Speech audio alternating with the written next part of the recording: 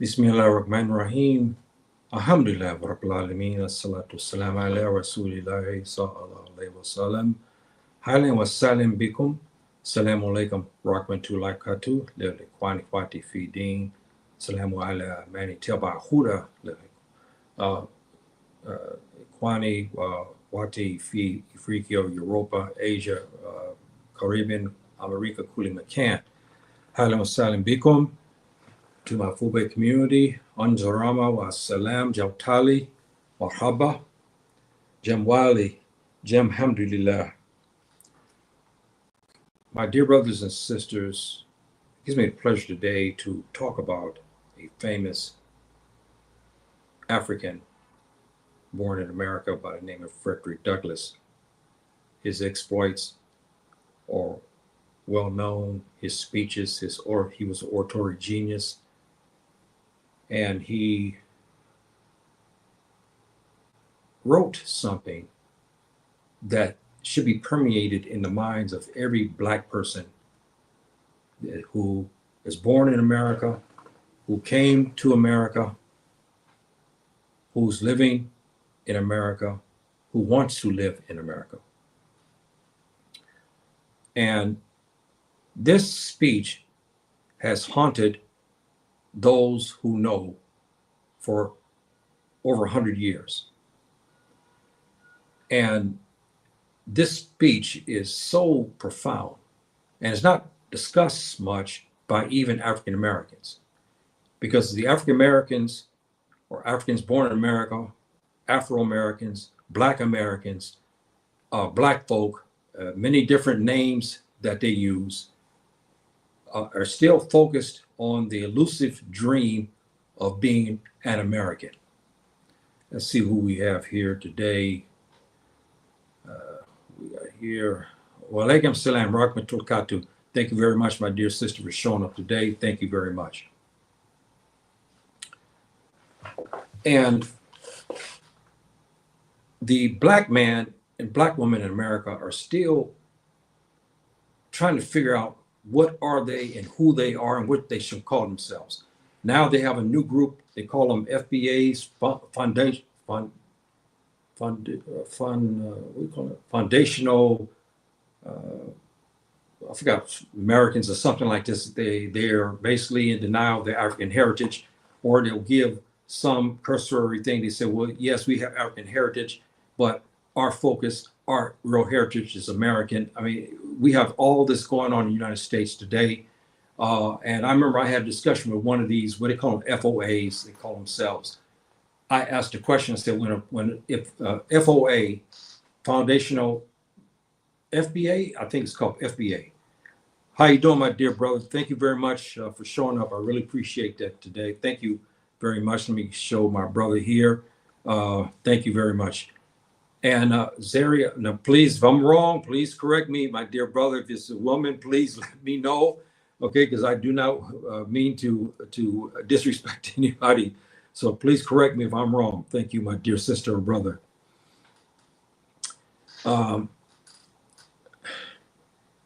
We have a problem in the Americas of this torn identity, and it's still eating away at us today. And this foundational, what they call a foundational Black Americans, I think that's what they call themselves. I heard, and there's one beautiful sister, very eloquent, very intelligent sister. I had talked to a couple of times here in the last couple of months, and I wanted her to give me a good definition of this foundational Black American, so forth, so forth. And she gave me, this spiel about that. But I asked a brother one day about this issue. I said, what if one of these FBAs goes to Ghana, and anyone who's been to Ghana or to any of these places know that there's some beautiful West African sisters all through West Africa. I mean, all Africa, there's beautiful African women. Okay, and many people may not realize that, but the brothers who have been coming to the continent can attest to this. And I asked this brother, I said, what if this brother leaves the United States? He goes to Ghana, he sees a beautiful Ghanaian woman, he marries her. Then what? He gave me this the spiel is almost as though he married a Tubac woman, a white woman. And I could not believe that. But anyway, this is some of the difficulties we had. If we are still torn about who we are, then we cannot prosper, because you can't live in the halfway state as we have lived for 400 years. We had no choice hundreds of years ago. We had no choice in the matter. Now you have a choice, and you must decide. There's no in between. Our position is, when we name our children, we're not naming them correctly. We name them still after English or Western European names. We got away from the biblical names, Hebrew names. We left that. We don't want to name our children the African names from West Africa, where we descended from. The FBA, they say that they are originally from America. That doesn't hold wash. That's BS, because they couldn't be originally from America, because their DNA comes back to some group. In America today, the black man, the black woman, you're Hausa. You could be Igbo, you could be Yoruba, you could be Chamba, you could be a Khan, you could be Kumasi, you could be Asante, you could be Kapele, Mende, Mendinka, Wolof or Jolof, you can be Bambara, Amazir, Fulani. It goes all the way across the line. You are that.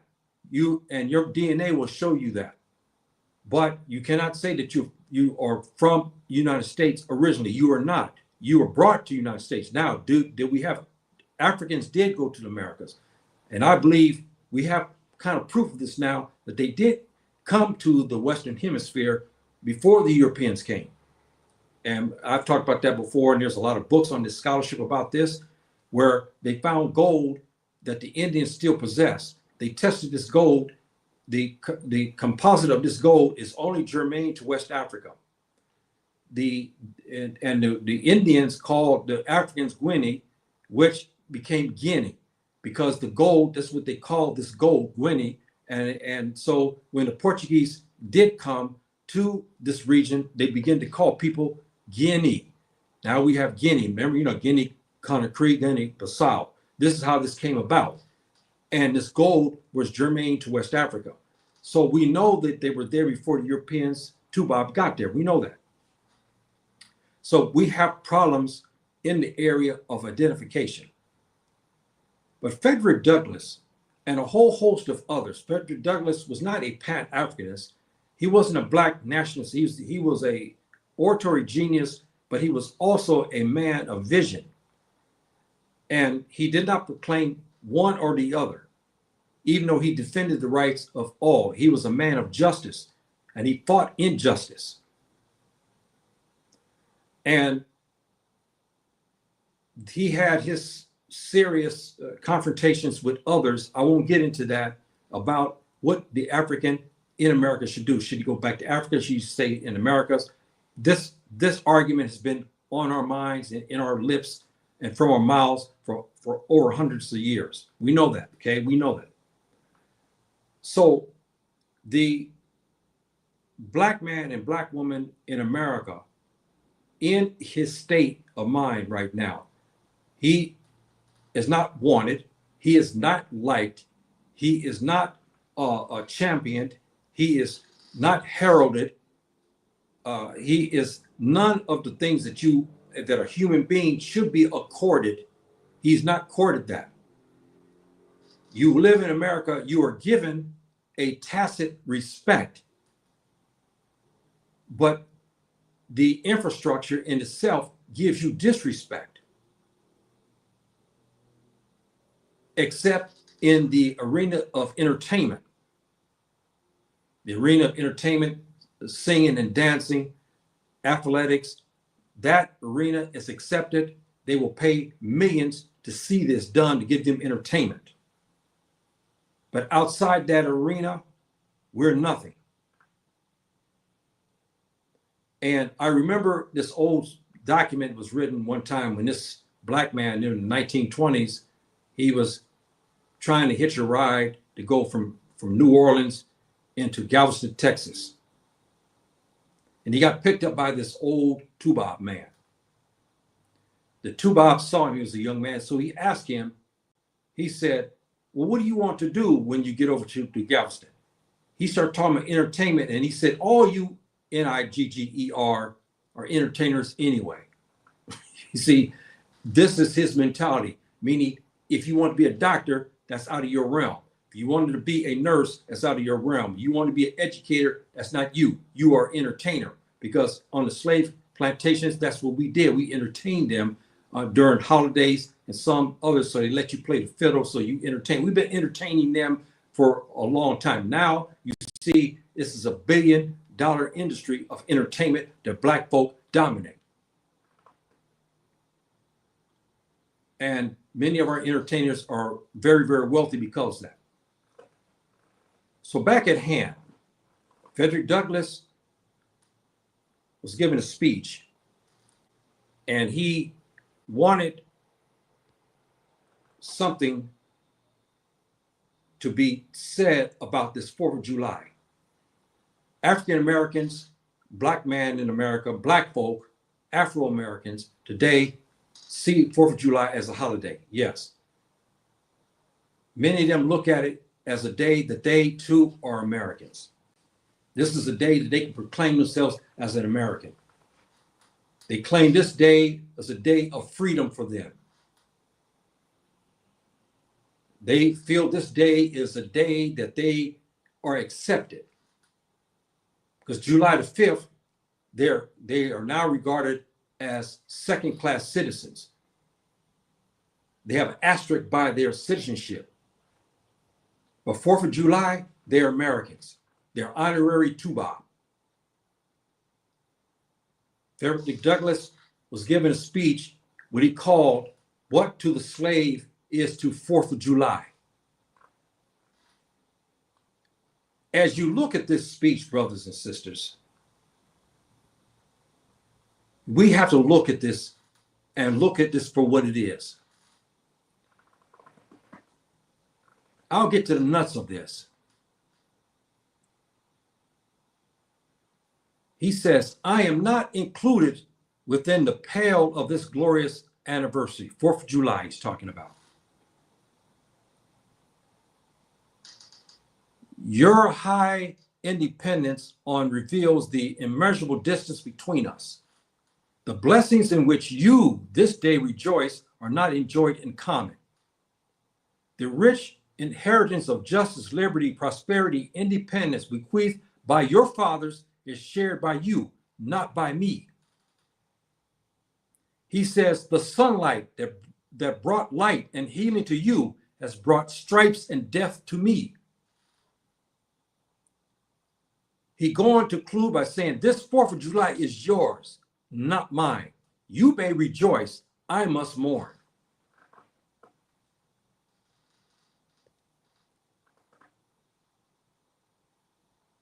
Brothers and sisters, I'm gonna put this back up here. You pick up this speech on Google, easy, they're everywhere. Why they don't talk about this speech in your schools?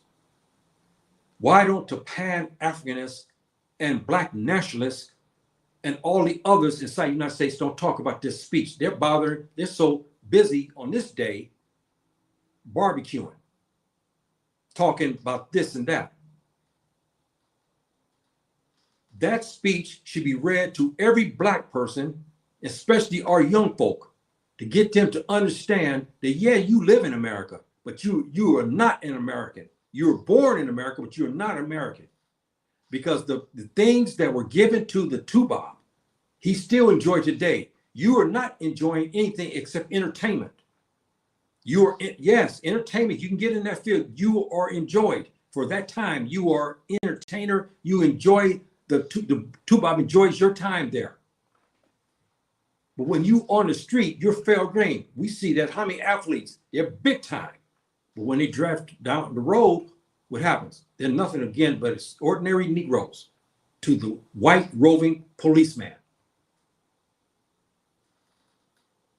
That speech should be permeated into the minds of every African American. Those who claim it's better for us today, yes, there's some things that's better, but still, where is our poverty line? We're close to it. We occupy most of the prisons today. Our women and the ratio between our women and men is growing by the hour. We have maybe 20 to 30 of our sisters will not find husbands because the men are killed or incarcerated. Now we have this, the other equation is this, is the black man is being married off by the Tuba woman, by the Asian woman, by the Latina, and so forth, all the way down the line. The brothers now have a choice of what they want. And in many instances, especially with the Tuba woman, they are not just sitting back waiting. They're going to the black man, telling him and showing him he is wanted. They even got clubs now I seen on YouTube almost have me laughing, where you have white women, Tuba women, American women talking about how they like black men and how they lambast the black woman when they keep saying, you don't want your man, but we want him, and all this other type of verbiage. We have all of this going on. So now the ratio between a man and woman, black man and black woman, is growing. Coupled with that, now we have African-American men going to Africa. They're going single. Within weeks and months, they end up marrying African women. They go to Ghana, they go to Nigeria, they go to Gambia, they go to Tanzania, they go to Kenya, they go to Uganda, they come to Morocco, like here, they go to Egypt. Everywhere they go to South Africa. There's an African woman waiting to marry one of them. So the ratio between the African-American man and the woman is low, high, where you have too many African-American women who will not have husbands. So we have all these dynamics. And so when our brother tells us here, he said, the blessings of which you this day rejoice are not enjoyed in common. The rich inheritance of justice, liberty, prosperity, and independence bequeathed by your fathers is shared by you, not by me. This, even after all these hundreds of years this was written, is still to this point, you are not getting his justice. Do you have the same justice as that Tuba American? No, you do not. Do you have the same liberty as this Tuba? No, you cannot. You cannot travel in many states without being harassed. You still stop in the stores. You're still walking while black, you stopped.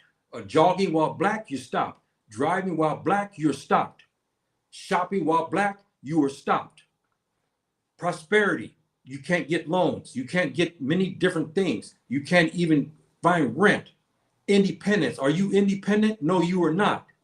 So he still is giving you, even after hundreds of years, telling you. This is why this speech is still relevant today. And he says the sunlight that brought light and healing to you has brought stripes and death to me. Because he says, 4th of July is yours, not mine. You may rejoice, I must mourn. You still should be mourning to this day. The Foundation of Black Americans and these others will tell you straight out, no, it's better. It's now you can, things and this and that. How much better is it? How much better? We're still behind the 8 ball in all the infrastructure of the United States. We're still at the bottom. We are the last hired and first fired. We are the predominant in the prison system. Only though we make up 13% of the population, we dominate. Us and the Latinos, we dominate the prison systems. We have a system designed to keep you into the slave arena. So that sunlight that brought light and healing to him, where he can walk and go anywhere he wants. He can travel anywhere he wants.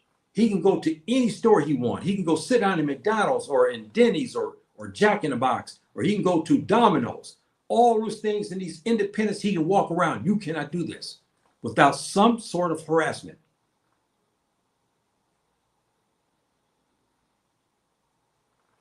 Let me see, we have a comment here.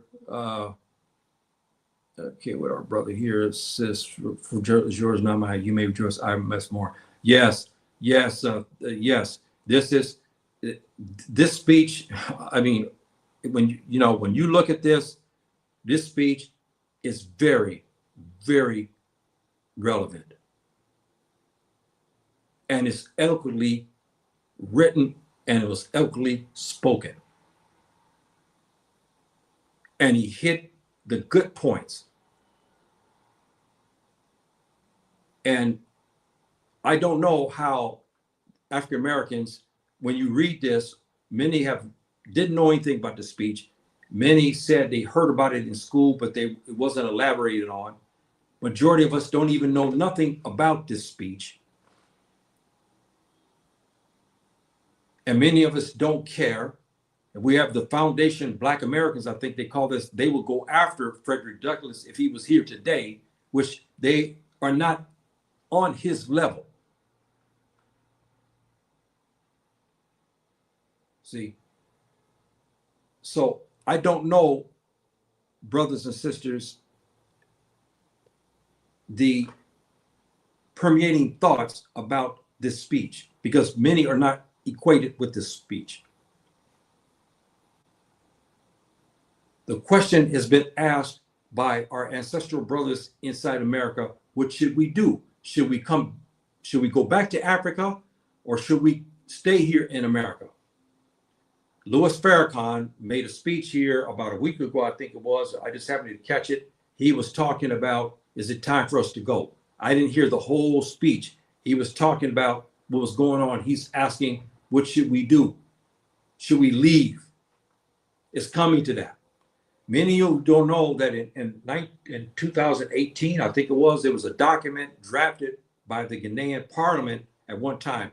I have it somewhere. I forgot to put it here, where they were talking about what they call it. It was a rescue. Oh man, what's the name of that? Operation, I forgot what they call that, where they were trying to rescue the African Americans and start having African Americans come to Ghana, but that was shot down, because as the Americans clamped down on this, you still have speech today on Google, you see, and YouTube, where African Americans have been in arguments with the Tubac American, and they'll tell you to get the hell out of the United States.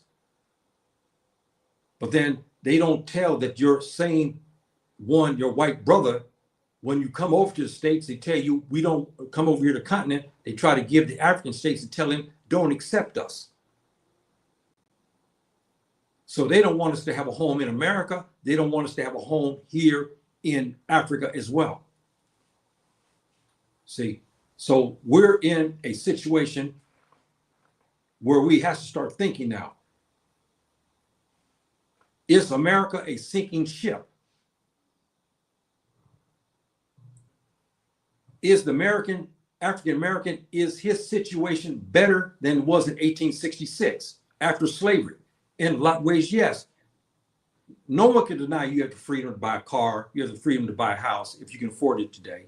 You have freedom to go to the store to buy food.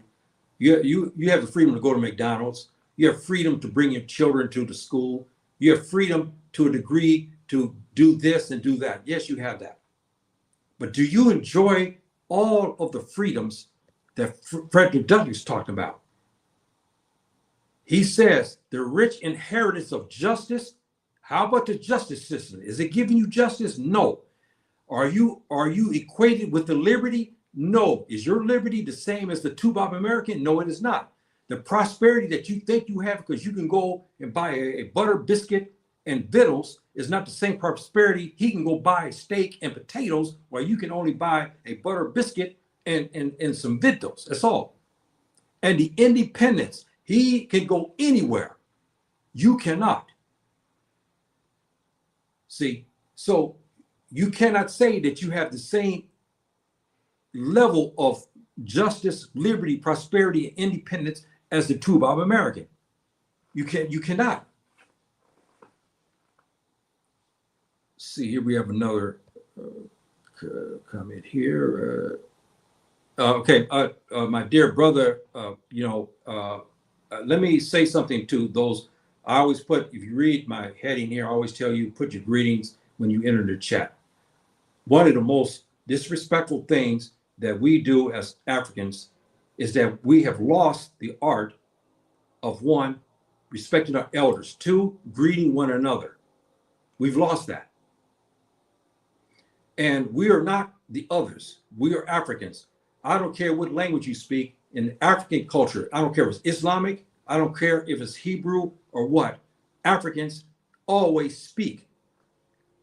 Our prophets and so forth spoke. You say you're Christian, you follow Isa, who was a black man. What did he do when he greeted people and his disciples? He said, what? Shalom Aleichem. When he left, he said, Shalom Aleichem. So please give your greetings to everybody when you come here. I really respect that. Thank you. And our brother here, okay.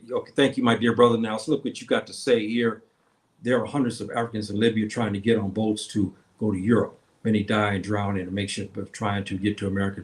Yes, yeah, they do. Yes, we know that because the African states are still in a colonial state. They have puppets who are actually bidding for the Tuba Americans and the Tuba Europeans. So we have many who have no aspirations and they decide to go and make that trek into Europe. In Europe, they may find work, but they find wholesale discrimination. Now even Africans are even going into Mexico. As you heard now, recent reports about this since last year, maybe even 2 years ago, we had one Nigerian family I saw on YouTube. I was shocked when I saw this, but I shouldn't be shocked. It shouldn't be. Their family made their way. They had money there in Nigeria. They took their money and they got into Mexico and got accepted in one small Mexican village. They began to live there among the Mexicans. Now their children speak Spanish. So we have that, and we have Africans, namely West Africans, going into the borders and getting, smugglers to smuggle them inside the United States. Yes, we have all of that. But we're not talking about that problem today. Even if they're trying to get to America, many of them see the TV programs, and they see the milk and honey, and they figure that if they come to the United States, the riches will come to them in a matter of minutes. They don't understand it's not the case. Just like they go into Europe, they find out it's not what they thought because they see the movie, they see people tell things, and so forth and so on. My issue today is what Frederick Douglass is saying. And I want to know if he's right on cue on what he said over 100 and how many years now? Over 150 years? I forgot when this is even written. But is it permanent? I mean, is it permeating even today? See, and I look at that section there where it says the rich inheritance, your fathers, the rich inheritance of justice, liberty, prosperity, independence, bequeathed by your fathers is shared by you and not by me. Frederick Douglass is giving future generations to say, wait a minute. This 4th of July, yes, you can smile and rejoice. You have the liberty to go anywhere you want. You have the prosperity to get riches. You have the independence to walk freely, to go to any store you want, walk down any street. There's no such thing as walking while tuba. There's no such thing as riding by tuba. There's no such thing as eating by tuba. There's none of that. See, so this is something I have to bring out because we have so much misguidance. Now, I've talked on this subject before 2 years ago. Somebody asked me one time about recommendation, and I got to thinking about this, brothers and sisters, to be honest. I thought about this. And I know Africa cannot be the dream of all African Americans. Cannot, because it's not for everybody. Some of us are very old. Some of us have young children. We don't know, what we can do when we get over there because there's no system to support you. You have to come into West Africa, so to speak, and running with your ideas. And you got to have money in your pocket. There's no system to protect you in that regard. I said that the African Americans, if you stay in the United States, then I say to you to do one thing. Don't all come to the north. Don't go to the east. Go back down to the south. Why? Because the southern climate is more still conducive for you, because that's where the ancestors were brought as slaves. In the south, you can carve out many sections, towns, regions, because they're insolvent. And we have now some enclaves of African Americans have now bought small fledgling cities and made their own, like in Georgia. This people bought, what was it, 100 acres? I can't remember now, 5, 6 years ago. And there's other ones popping up. I suggest you say, Africa, I cannot. It's too rich for my blood. I cannot. I'm too American. I'm too old now, or I'm young. I got a good career. I cannot. My wife, she's not into that. She doesn't want to go to Africa to live. So what is my options? I say that the African Americans, we have the clout and money and power. We have so many entertainers that have money. Instead of them investing in another basketball team or in a football team or some track event, they should start pooling their money, and then they go and buy out many areas in the South. Offer loans to African Americans that they can afford, or just give it to them freely. And you give them land, because we were supposed to have 40 acres and a mule. We didn't get that. We have African Americans now that are so wealthy, they won't be able to spend their money. And we're not talking about one. We have thousands of African Americans today in the entertainment field and other fields of endeavor now are millionaires. Some are billionaires now. If 3 of them put money up in some regions, say they put 400 million, I'm just saying for instance, they put up that and buy a whole state or half a state or whatever, and put African Americans in it. You put your own police force in there. You put your own school systems in there, your own infrastructure in there, and let African Americans live there. If you cannot come to Africa, bring Africa to you. And you go back to the South, because the climate is more conducive for you, because that's where your ancestors were at first. This is my suggestion. To have all the African Americans move to New York? No, that's not your homeland. No, your homeland in America is the South. That's where the ancestors were brought. That's where they toiled and lived and so forth, for you to move to the North. Now, if you want to return, you return back to the South. You can claim many areas up for your own there, if you can't make it to Africa. This is my recommendation. Okay.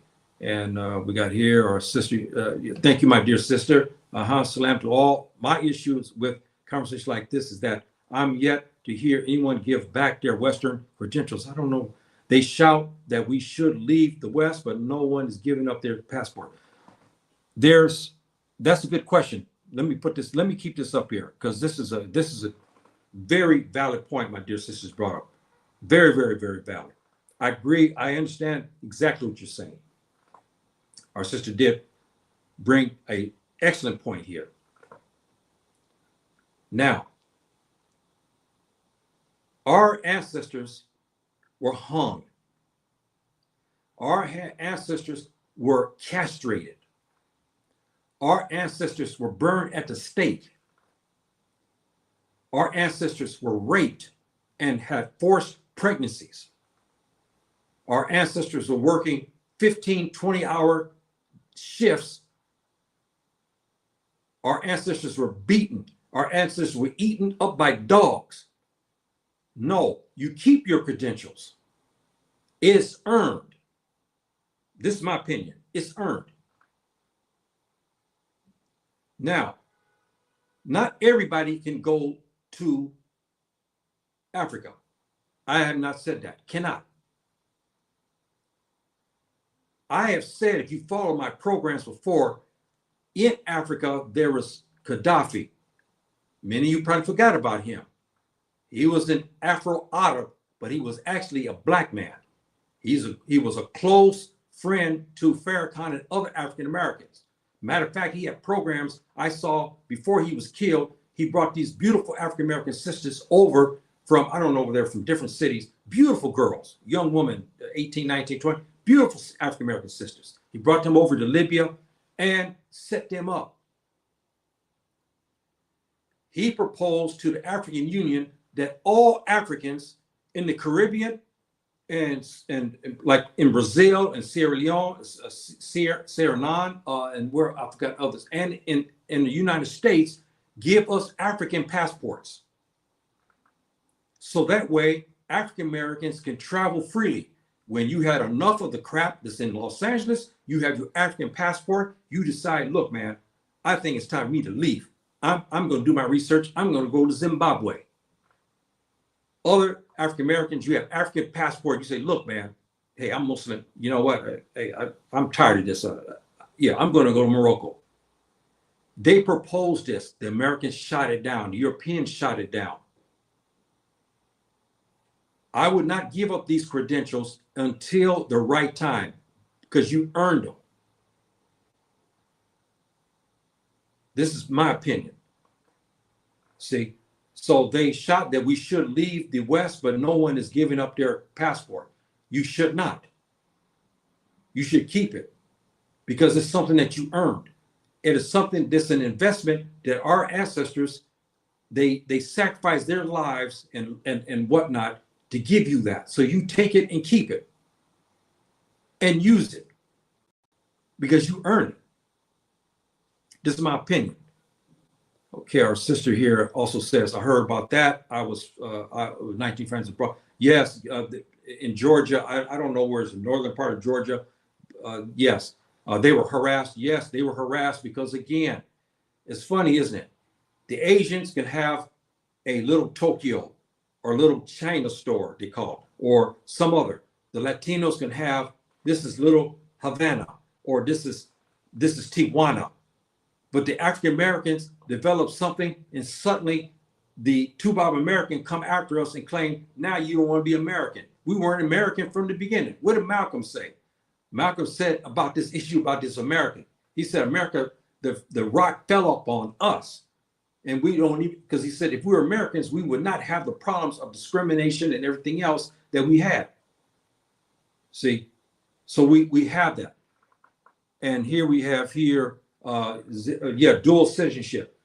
Yes, and you see Trump, he may get this. He's trying to pass legislation that will stop this, but I don't know if he's talking about the Africans and so forth coming from Africa over to America, or African Americans going to Africa. I'm not sure which one he was talking about, stopping this dual citizenship. But Gaddafi had this vision, and there was some African state leaders that agreed to that. Can you understand this, brothers and sisters, if this would came about? And I believe it will come about. If they give you an African passport, that means you can step into Africa anytime you want, any African state that you want to do. If this happens, this will be a backlash, because as much as the Tubac Americans say they don't want us there, if we begin to leave, do you know what that'll do to their economy? Have you ever thought about that, brothers and sisters? There's some analysis on that. It would cripple it to a large degree, because some of the biggest spenders in the United States is the black man and his family. They spend a lot of money on other people's products and so forth, and going to other people's stores. If you take that buying power out, and that buying power now is moved to Ghana or Nigeria or to the Gambia or Senegal or Mauritania or in Sudan or Chad, do you know what it's going to do to lift the economy? This is not off topic. What happened to the year return in Ghana? You guys read about that? Remember 2019, 2020? Look what happened to the Ghanaian economy for 1 year. The former president of Ghana talked about that when he released the numbers. It was staggering amount of money that African Americans have money. It's just that we are not putting it in the spots we should. But to show this and highlight this, African Americans came over to Ghana in hotels and tourism companies, buying cars, renting taxi people, hotels, you name it. And they put millions upon millions of money into a fledgling economy. And the ex-president of Ghana talked about that. That was just for 1 year, brothers and sisters. You have buying power. I have been arguing for the African passport. It's time. Why? That's it. That is a reparation. We should have two reparations. One in America for what they've done to us, and one in Africa for our ancestral brothers to sell us to the Tubob, work with the Tubob to bring our ancestors to the Americas. One of the reparations I always have said is that we should be able to reclaim our African citizenship. Sierra Leone, in some ways, have done that. If you find your DNA was from Sierra Leone, you get your citizenship there. But now they start to clamp down on that because the Americans are now screaming bloody murder about giving citizenship, especially to younger Black Americans. Some older Black Americans have gotten the citizenship, and they handpicking now and making it a bit more difficult for African Americans now to get citizenship. But citizenship should be given to us automatically anyway, because when our ancestors took, they didn't relinquish it. It was snatched from them. See? So, this is something that I believe, and I push for this African passport. And I know one thing. Here, our sister says here, we get here. Oh my, yes. Thank you, my dear sister, for giving us this information. Wow. Ghana generated $1.9 billion from our travel there for 1 year. Thank you, my dear sister, for this information. Wow. Now I'm hoping I get the ball rolling, so to speak, in our minds. With this type of buying power, do you know if you had the African passport where African Americans, the West Indies from Jamaica, Trinidad, Tobago, Grenada, all these, Martinique, all of us have this money, and we now have an African passport where you don't have to take this bullshit no more, especially in America. You get messed with. You go out, you get messed with. Our children are messed with. They can't do well, and so forth and so on. This is now our topic. Look at the African Americans when they took their kids to West Africa. What happened to their children? The children automatically were accepted. Our children begin to speak languages of their area. One sister, I subscribe to her and I've told her, I can't think of her name, what she calls herself. Beautiful African American sister. She's got 10 kids. Her and her husband, they left the United States, came to the Gambia. Even some of her children born in the Gambia, all her children, even the teenagers, all speak an African dialect. You take this money and you start to spread it through Africa because you have an African passport, allows Liz, me, anybody, any African American, wherever you may be, you can go anywhere in the United States. I mean, inside of Africa. I'm going to tell you right now, it's going to uplift this continent because the African Americans have money. It's just that we're not putting it in the right thing. The Americans know that. That's why they like us, because we spent all our money on other people's things. See, their stores, their restaurants, everything, so forth and so on, because we don't have anything to invest in. So we take that money and start investing into Africa, and you see this result 1 year. The year returns 2019, 2020. They generated $1.9 billion. That's why the president was smiling when he gave these results about that 1 year and what it did for that nation of Ghana. Now, brothers and sisters, I'm hoping you guys kind of get my drift. What should we do? Now, that 1.9 billion, we say that you take that. We got brothers and sisters living in the West, Midwest, and the East. You take 1.9 billion US dollar and go to Alabama with that, or Mississippi, or New Orleans, or any place like this, or go to Arkansas, and you in South Carolina, and you take this money, and all the African Americans start going into these regions with this kind of money. You can buy up many of these fledgling towns and call it your own. You can't do that in New York or in Indiana or Chicago or Los Angeles, but you can do that in the South. If you can't do it in Africa, then do it in the South. This is my recommendation. But every African American, I believe, as a reparation for what our forefathers did on this continent of Africa by sending our families to the Americas in chains to the Tuba, that a reparation should be that we should have a passport, a general passport, visa free. I'm in Los Angeles. I'm tired of the bullshit. I had enough. My kids are banging and slanging. My wife is having a hard time. We're having a hard time because we live in a region where Latinos come after us. We living in a region where the Tuba is after us. We're in a region where the gangsters and stuff who are slanging and banging come after us as well. Now I have to make a decision for my family. Where do I go? Suddenly I look in my hand and say, whoa, I forgot about this. I have an African passport. So now I go talk to the wife.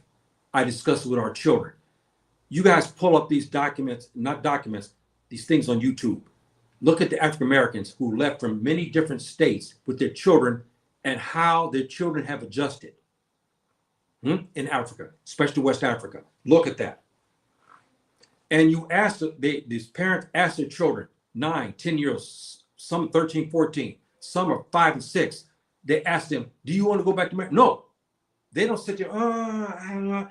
They say, no, we don't want to go back. So we have an option, brothers and sisters.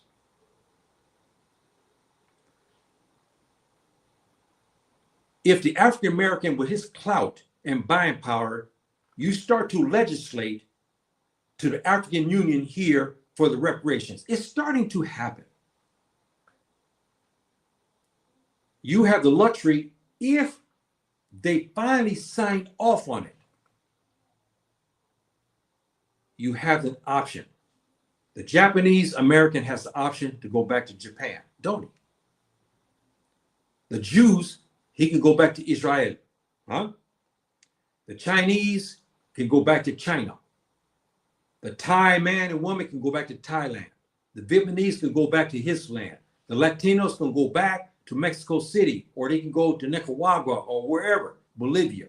Where can the African American go? He has no place. He has no escape route.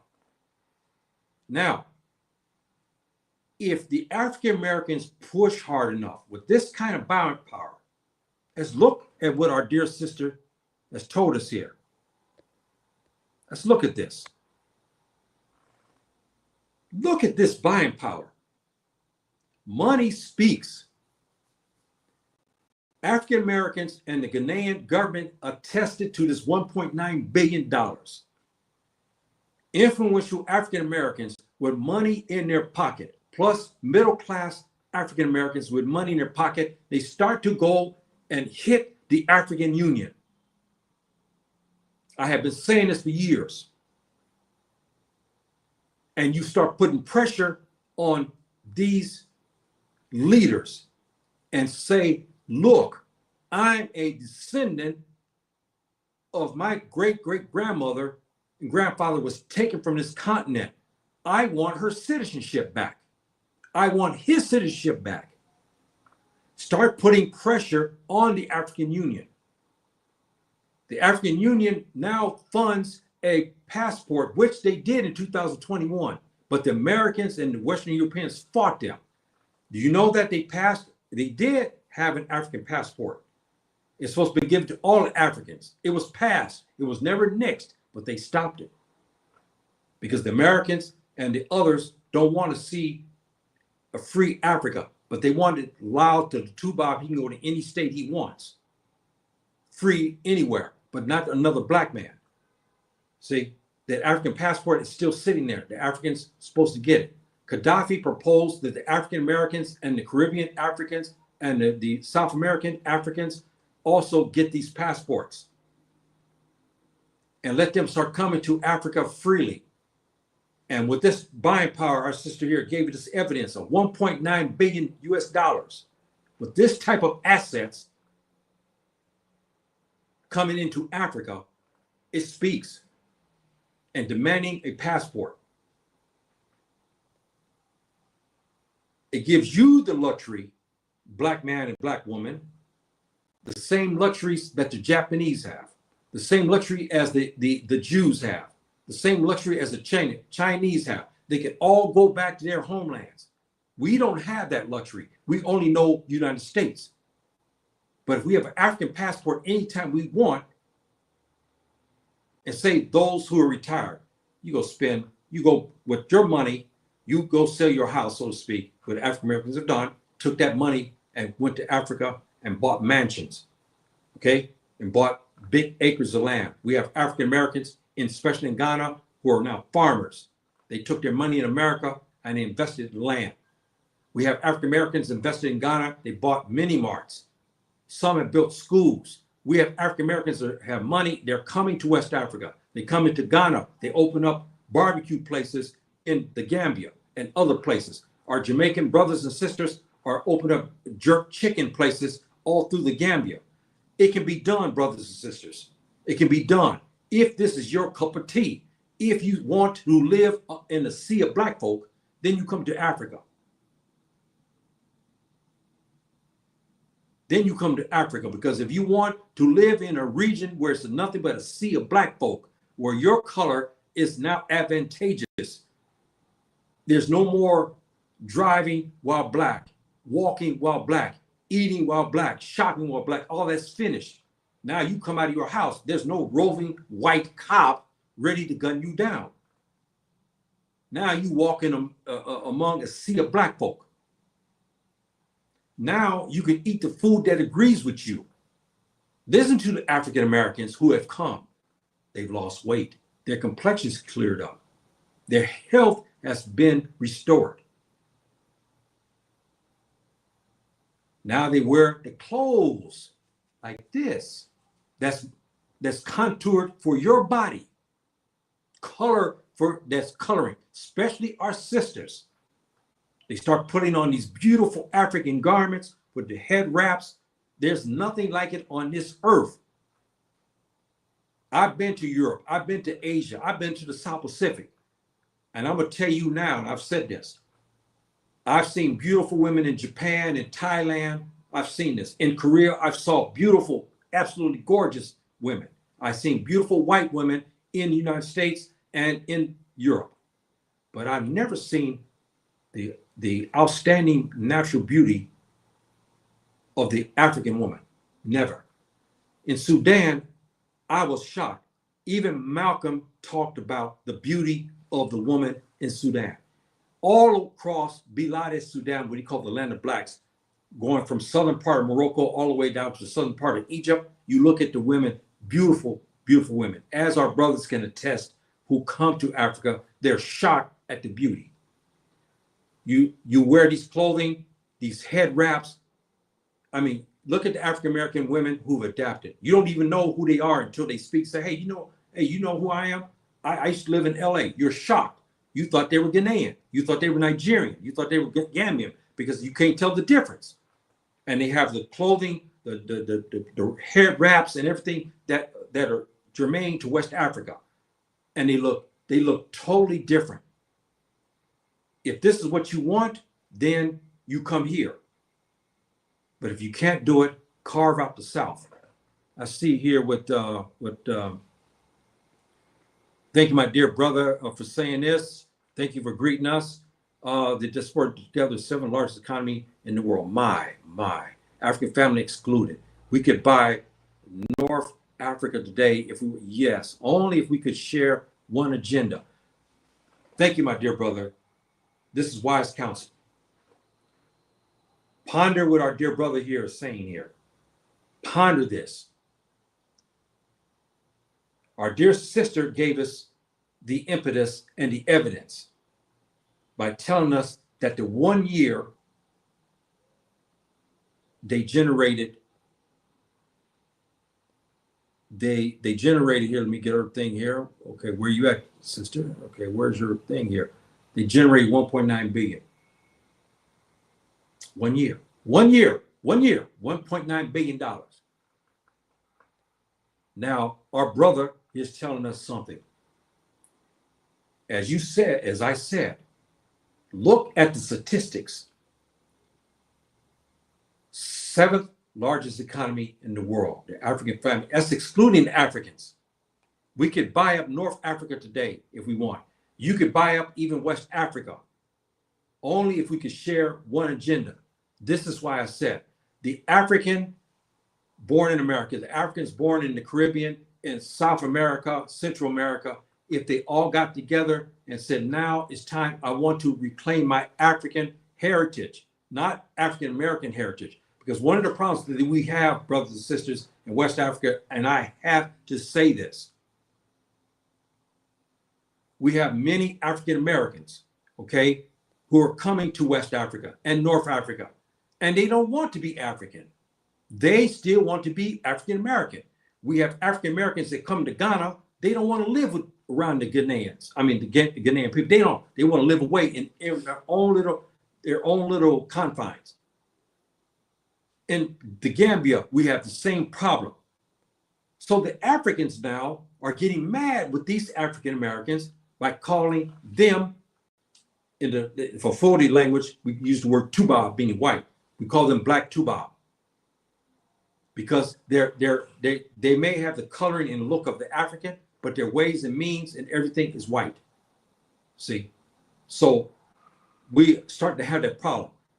But a conglomerate of African Americans pulling their resources together, coming to West Africa to be African and to reclaim their citizenship, we could rewrite a lot of things here in West Africa alone. And I'm telling you something, brothers and sisters, you want to talk about beauty? You want to talk about beauty? You come here to Africa. You have not seen any beauty. Yeah, I lived in America 50 years. I know there's a lot of beautiful places in the United States. But Subhanahu wa ta'ala created Africa first. And let me tell you something. You can go across any place on this continent. The beauty is staggering.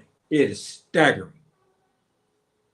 Here in North Africa, you come to Morocco, we have all these microclimates here. You have beautiful landscape here. You go even to West Africa and across, beautiful landscape, brothers and sisters. Man, you go to Central Africa, the same thing. This continent is rich in beauty. Nobody can take anything from it.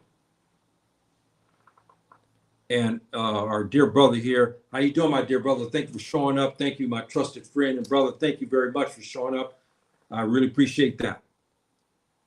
So, brothers and sisters, we have something today. Here we go. Here, our brother said, I want to find Neil. Let me tell you, my dear brother, you have no problem. And I don't mean this to be disrespectful to our sisters. I'm not trying to say that.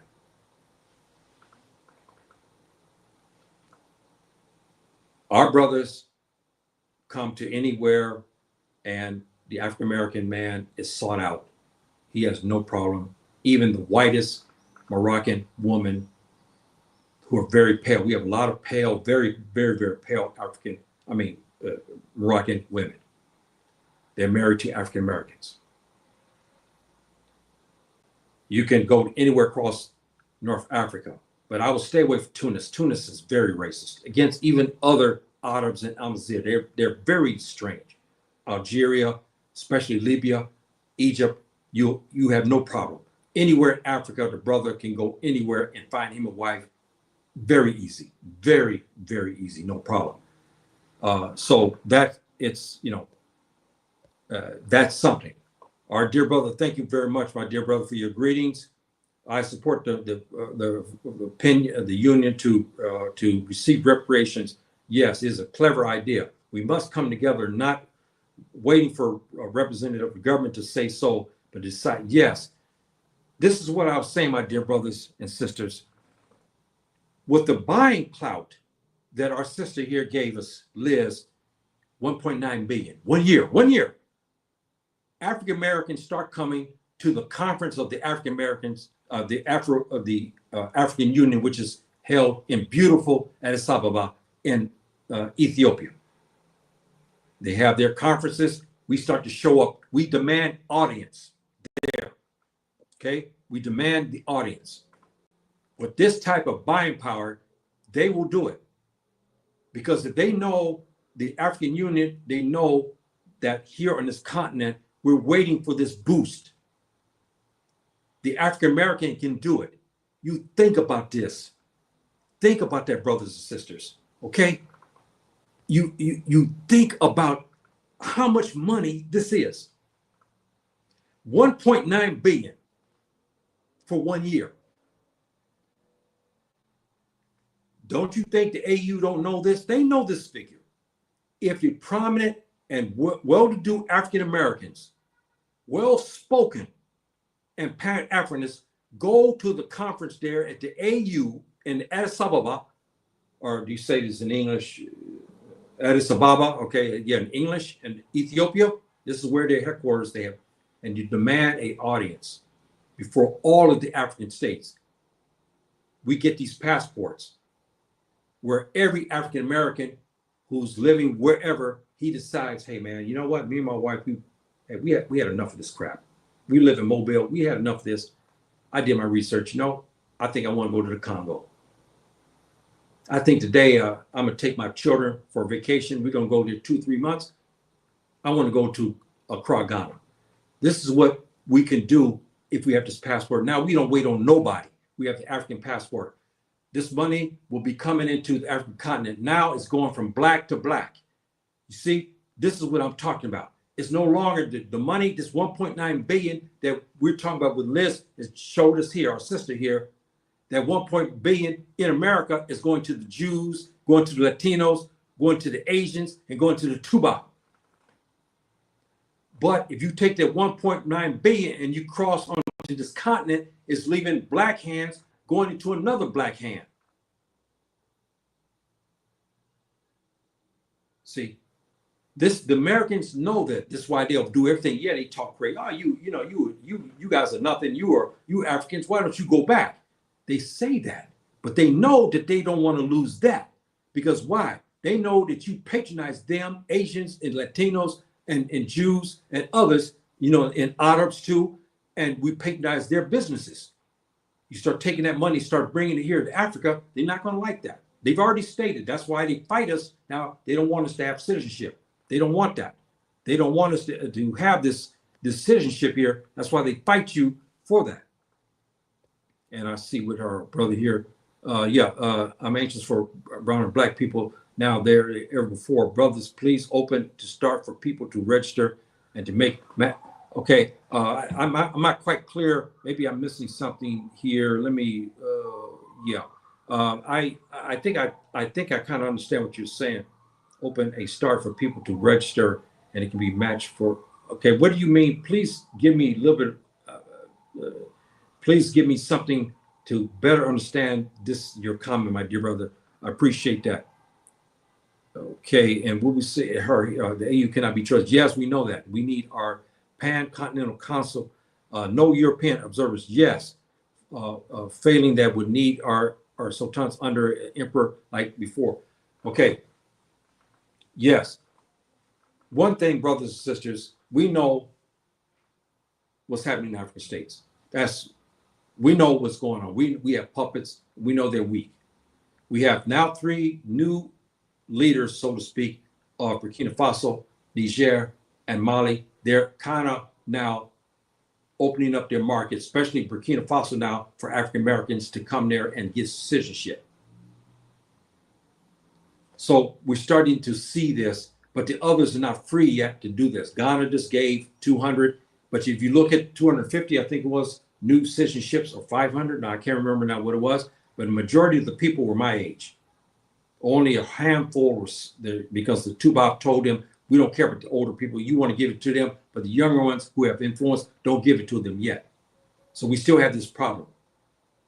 The AU cannot be trusted, yes, but if you come to their face, and they know that African Americans and the Caribbean Africans are not quiet, they know that.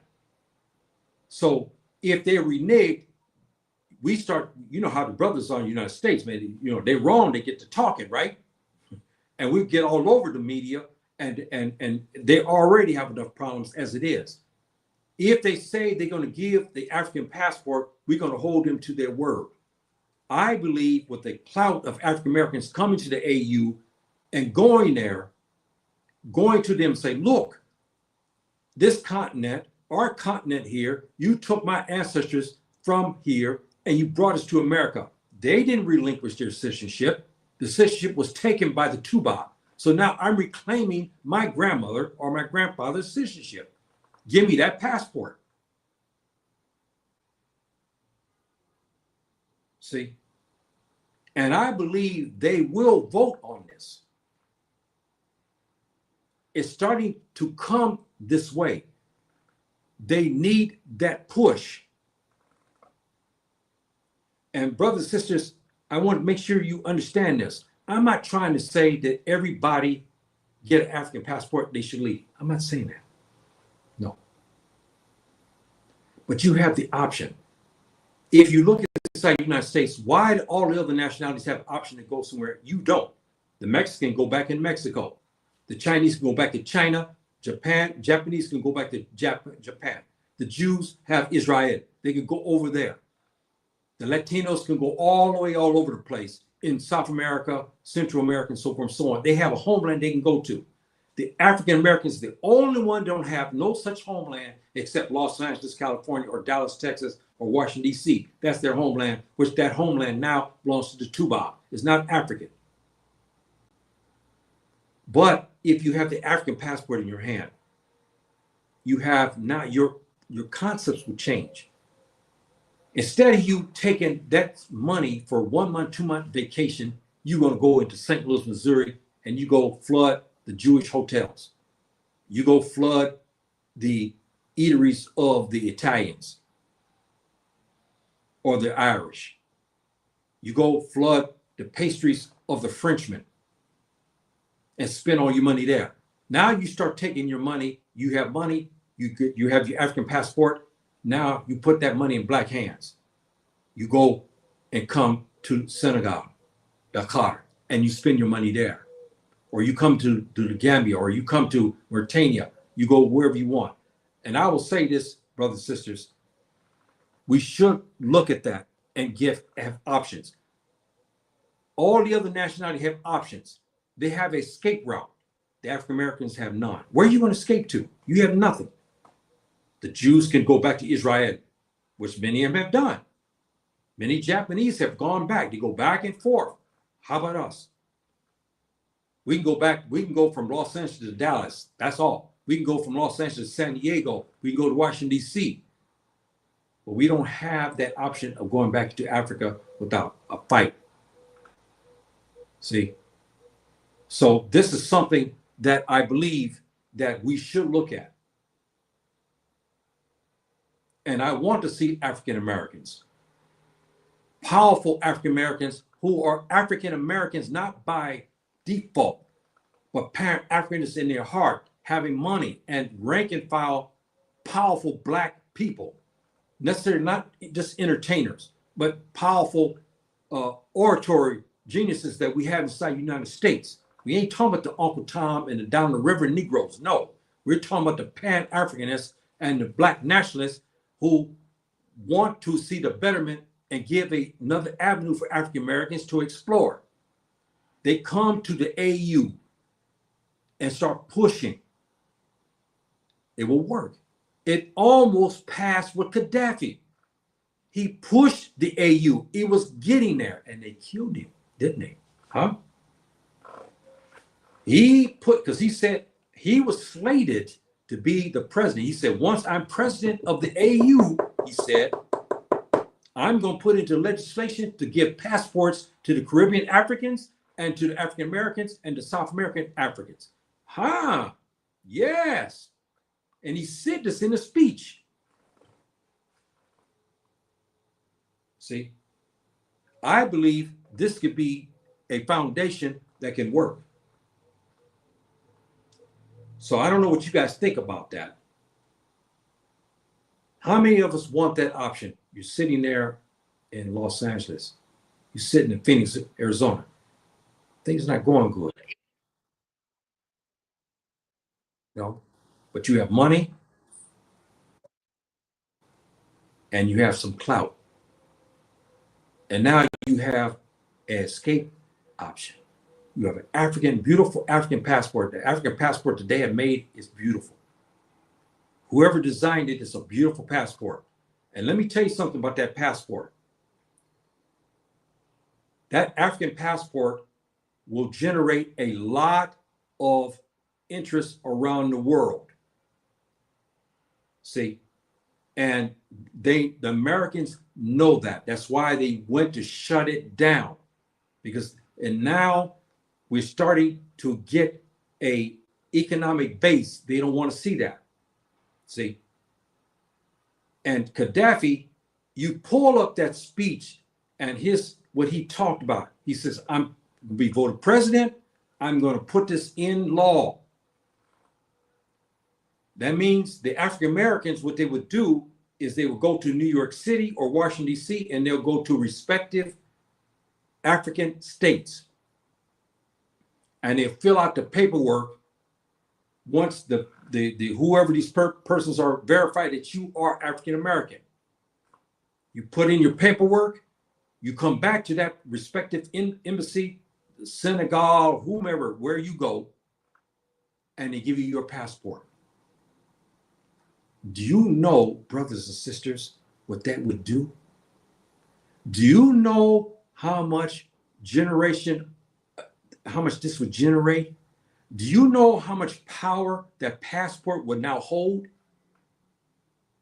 Do you know how much money that it would put here on this continent and back and forth? I mean, it would do something where you, black man and black woman and black man and his family, you now have this passport in your hand. You can leave anytime you want. Man, that's freedom. Now that's liberty. See, that's liberty. And that will then strengthen. And for 40, okay, now let me catch this. Maybe I missed a part. I want to go to Africa, so I'm learning Arabic and okay, yes. Yeah, I remember you told me. I remember something you said something about this before. Learn Arabic, yes. Arabic is very difficult, but you can do it. African Americans have a way, especially Arabic. We have a way of learning Arabic very quickly, very, very quickly. It kind of rolls in our tongue. Once you learn the alphabet, it starts to easy. Even all the African languages. And Tamazet, you also. Many of you don't understand that. That's the other thing. Black man and black woman inside the United States. If you can afford it, get your DNA done. Especially if you get your DNA done, take it to Jet Match. And Jet Match will give you your racial compositions. The other ones don't. They'll tell you're from Mali or you're from Sierra Leone. They don't tell you what you are. Some give you only a little bit. But you take it to Jet Match, and I'll write that here so you guys can see that, who this is, who they are. Okay, now, where we at here? Okay, you take your DNA samples to Jet Match. Go to 23andMe, go to MyHeritage and stuff like that. Take your DNA samples, send it to Jet Match. They will break down and give you who you are. They will tell you straight out. They'll tell you you're Fulani. They'll tell you, no, you're Hausa. They'll give you your mixtures, because none of us are pure nothing. There's no such thing as a pure Fulani. You're West African, yes, but they'll tell you that you hold percentage of Fulani, or you're Hausa, or you could be Capelli, you could be Mende or Mendinka, because in my line, I have Mende, Mendinka, Capelli, and also in Sudan, in modern day Sudan. I have that. Plus, on my mom's side, we have the Mozab, who originated out of Egypt. All of us originated out of Egypt. The West African, you saw my classes. You guys look at those 3 videos I have on Africa. It clears up. I'll give you your DNA that's held by our grandmothers, not our fathers, because our fathers, we carried the R series because of the raping that the Europeans did of our sisters. But our sisters still kept the original DNA from Africa. If you start to look at your Igbo grandmother, you see the EM series. The EM series they found originated out of where? Egypt, which we call Kemt. This is all very interesting and awakening for you, black man and black woman in America. See, so you get your DNA done. You see, like me, I found out, wife can tell you, I knew I'm African. Anyone look at me, you know that. You look at me, there's no doubt about that. But I was sick of it being African American. I want to know my mommy and my daddy. I look at them, I saw my mom. My mom had these distinct features. You heard my story about that. My mom, so I used to look at my grandma. I used to always laugh at them, okay? I look at them and I try to figure out, you know, and my mom used to grab my ear. You know, I was my generation. He used to spank you and hit you, you know, stuff like that. You act up. My mom would grab my ear. Every year we go to Indiana and back to Kentucky. I would look at mom's side of the family, and I had to still laugh because I was a little boy, 5. I look at them. I said, Mommy, what kind of people are these? I get in trouble a lot. But then on my father's side, you know, my father's side with the Igbo, Yoruba, and the Omo people of Northern Sudan and all that. I've seen people in Kentucky, because I was born in California, right? I was laugh again. I would go to my mom and say, Mommy, what kind of black people? They're black. You know, I mean, I was a bad boy. But just to tell you again, I wanted to know when I got my results and I saw how I took my mom, and majority of my heritage is Fulani. And you know, my wife, I had tears come down. It's like, I can't explain. It's like now my ancestors was happy. I'm a Muslim. I can't explain. African Americans, you know, who got your DNA done, you found out your heritage. Hausa, you found out you were Amazigh, you found out you were Mende, Mendika, or Wolof, or Jollof, or Sere, or whatever, Bambara. You have this kind of relief. And I had the tears come down. I was in the kitchen when I finally did, you know, they sent my things through FedEx. They sent it to my house. And I was so anxious for it. I've been waiting for it. I was calling them. I was leaving message. Where's I'm going to get my results? I want to see my results. I got it. When I saw that Fulani, I lost it. Because my mom passed on and my dad passed on. And it brought me to tears, you know, and I still have that in my heart. And I said, Mommy, I wish I could be there to tell you, say, Mommy, this is our heritage. You knew this. You know, why you didn't tell me? I wanted to talk to my mom because on my mom's side, I used to see them and I used to try to figure out why their hair was down to the ground. And I saw their features and everything. And then on my daddy's side, I look at people who were jet black in color, you know, and I want to know what happened. Now I had this evidence in my hand and it makes a hell of a difference, brothers and sisters. Okay. So try to get that done if you can. Please get that done. And for 40, yes, learn that. I'm still learning for 40, and there's many dialects. I'm still learning as we go. I speak Arabic, write Arabic, because I live in Morocco. This is the lingua franca here. And so you have to learn how to speak the language. And not only that, because the religion is ordered that you ordered to learn the Quranic Arabic, you have to learn that. So brothers and sisters, we've talked about a lot of things, and I gave you a lot here today. And I'm happy that some of you showed up today, and I'm hoping others show up in the future here and look at this and generate. If you like these type of talks, please follow my thing, subscribe to me. And you also look at my other tapes. If you Fulani or whatever, I give you history. I discovered a very interesting part now of the discovery. Some of you who are not in the chat, you're watching this now. Do you know that you have African ancestors that actually walked among the lions? I don't know if you guys know that. And my brother here is not here today. Marcus, he has his own station. I wish he was here. He has a African, he's from Dallas, Texas. He covers East African history. You should subscribe to him. I wish he was here, but he's not here. He's not, oh no, he's not here today. And you know, he was talking about, he found, they talking about in ancient Ethiopia, which is called Habasha. They found that they used lions also in war. We know that Hannibal, who was black, used the elephants. The Africans have I talked about this, brothers and sisters. Go back to my tape of yesterday, my talk. There's something chemical that we have. All humans have this. I'll get to you guys in a minute. Hold fast, my dear brothers, please. They found a thing they call DMT. I talked about this yesterday. You guys review my tape. They say that this DMT is available, and when you go to sleep at night, I put this analogy to many of us the other day. What happens when you go to sleep? How many of you can control your dreams? I never heard of anyone. You can go to bed even at the time you put your head on that pillow and you say, you know what? I saw this beautiful girl today. I'm going to dream about her. No. A sister say, you know what, today I'm going to dream about the time I went over to this place and I'm going to dream that I did this. No, it doesn't work. We have this chemical called DMT that gives us these vivid imaginations, right? When Subhanahu wa Ta'ala does something to it, he puts us in a dimension. You review this. Fulani scholars were walking in the savannah region, sitting down, lions right there, okay? And they sit there and read the Quran.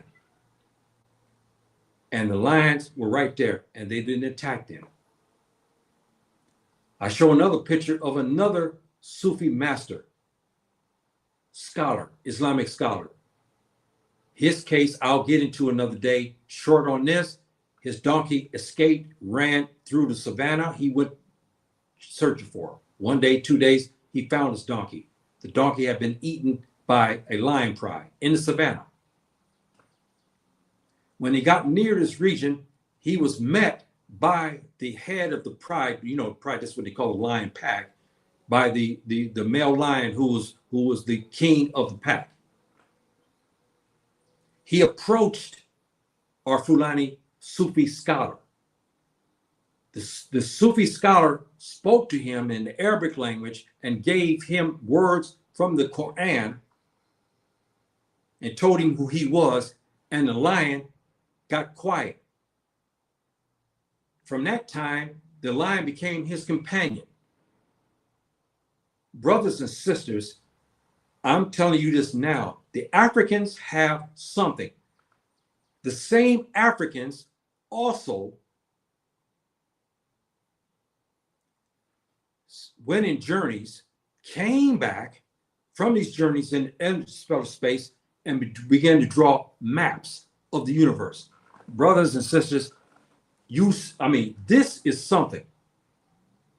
Well before the Tubab Europeans came around us, we were already mapping out the universe. How? We have other brothers who drew things about into space. We have other Muslims who also went into the dimension. They say this DMT, Supermata, activates it. It gives you a dimension. They say that the animals can go, they can look and see other dimensions. They can't go in it, but they see it. This is why the Africans had friends among the elephants. They had friends among the lions. They even could go around the rhinoceros and other animals. And my dear brother, I wish he was here. We have on the east, we have brothers and we have clans who hang around with the hyenas. These are the Africans, okay? There's a special deity that allows us to go from a dimension of us being human beings. The lion sees you in your state, he attack you, he go after you, he fight you, he kill you. But once you go into another dimension, he sees you in another dimension, he is now tamed. This is interesting. Look at my video I had the other day. I covered this. I showed pictures of this, and I gave depictions of Fulani Sufi masters, scholars among lions. It's something else. But I know this kind of off the subject. Let's go back to our brothers here. Wait a minute, our brother here. Give us our salam. Yes, thank you very much, my dear brother. Thank you. Walaikum salam. And our brothers said, I bet preoccupied around the house. Yes, hey, well, Saturday, I understand that. And you're in the West or wherever you may be. But it's good. Thank you very much, my dear brother.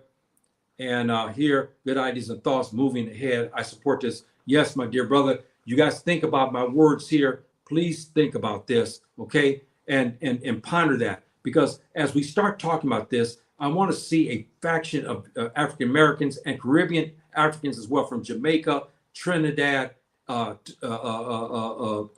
Grenada, Martinique. If all of us got together and they came in unison to the AU, I think it can work. Because I'm going to tell you, the African continent is waiting for the leadership. Now, please don't misunderstand me, my African brothers and sisters. I'm not trying to say the Africans come over, African Americans and the Caribbean Africans come over to take over. That's not what I mean. No, I'm not talking about that. But you got to admit where our sister's statistics here, where she got our statistics. You got to admit something here. Nobody among Black folk can generate this within a year. I'm sorry. With this type of buying clout, this is just a small fraction of African Americans who came to Ghana and came to 1.9 billion 1 year, one fiscal year. Now you take thousands upon thousands of African Americans. How many billions will be in their pockets? Huh? They step into the AU and say, look, man, hey, it's time for reparations. You know, our ancestors took our citizenship from us. You give me that African passport. That's mine, it's my reparation. I don't want your money. You just give me I got money in my pocket. I don't need that. What I need from you is get my African citizenship back. You give me that and give me a passport where I can go anywhere. They will do it. They're waiting on this. I know it, brothers and sisters. I lived on this continent now 20 years. They're waiting for this type of leadership to come from the Americas. Gaddafi started it. And there was other African Americans who listened to Gaddafi. They wanted to get in, and you know what happened to Gaddafi? He was assassinated. He was on the brink of being the leader of the AU. He was going to implement this. See? And all of us inside the United States and West Africa and in the West Indies would have African passports. That is something that we should look at. See? We should look at that. And I want to see something here. I don't know if I can put that in here or not. I'm going to look. No, I'm going to see. I wanted to show something. I wanted to get something out because I want to show something so you see what I'm talking about on this. It's kind of off topic, but I want you to see something. The Africans, some of us are gifted with a dimension. See, you leave it, the animals, the cats, the dogs, everything. You notice they have certain things that they gravitate. I was telling here the other day about this issue. I moved to this one area here, and there were stray dogs all over the place. And they used to bark at people, go after people, and so forth and so on. When I first got there, I would go into the masjid early in the morning because it's always dark when you go to the first prayer of the morning. And it was one red dog. She was a beautiful dog. She was barking at me every time. And then she stopped. After a couple of days, she stopped, and the other dog stopped. I started to be friendly with them, and I started to feed them. Do you know they would go and they would protect me as I went to the masjid? Because sometimes when I go, because at that time I lived about a mile away from the masjid, and there's wild dogs on the street and so forth and so on. Sometimes there's 7, sometimes there's 10 of these dogs will follow me. Some in the back, some in the front. And I would go and wild dogs would come out because I'm here in Africa. Wild dogs will come out to come to bark. These dogs will go after them. This is a true statement. But anyway, I was trying to show this because I wanted brothers and sisters to see this, to understand this. This is a dimension that our Africans have. The lions, the hyenas, the giraffes, the rhinos, even wild dogs. When you enter into another dimension, they see that. They feel good about you and they come around you. They don't bother you. But in the dimension that we are, they do bother you. They will kill you. They will hurt you. But once you enter to another dimension like this, they come around you and they do nothing against you. See, this is what I was trying to talk about. And we had African Fulani scholars like this who walked the savannah. Anybody know about the West African lion? The lion everywhere in Africa is a vicious, predator. Okay, apex predator, big time. We all know this. West Africa, they filled with some very vicious lions and lion pride. They all over Africa, but West Africa, we have them. Of course, you know what's happened. They've been decimated.